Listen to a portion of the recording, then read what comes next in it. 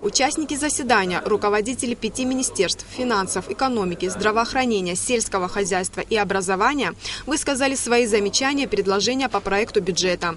Амра Акварандзе, министр финансов, сообщила, что госбюджет этого года сформированный по новым правилам, дефицитный, но социально ориентированный. Его доходная часть составляет более 11 миллиардов рублей. При этом министр рассчитывает на рост доходной части бюджета. Бюджет является социально ориентированным, сразу я скажу. Первую задачу важную, которую мы ставили перед собой, это увеличение заработной платы. И вся работа велась в бюджете именно в этом направлении.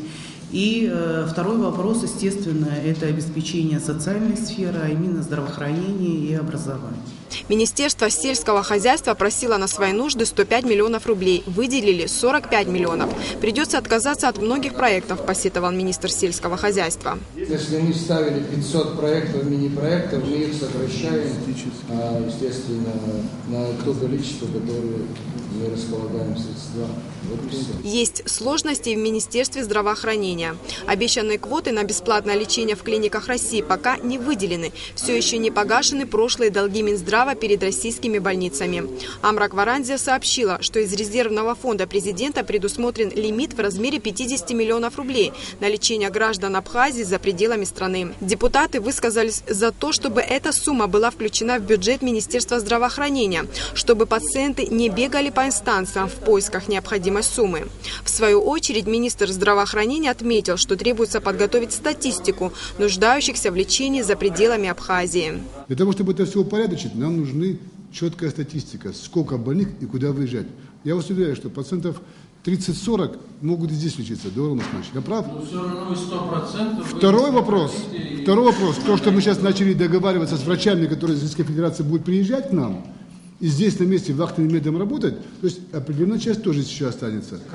Да, то есть а та часть малая, которая нуждается в лечении за пределами Абхазии, вот она должна быть решена. Но для этого нам нужно время, чтобы эту всю статистику привести в порядок. Депутаты предложили сократить расходы на содержание госдач и перенаправить часть средств на финансирование науки.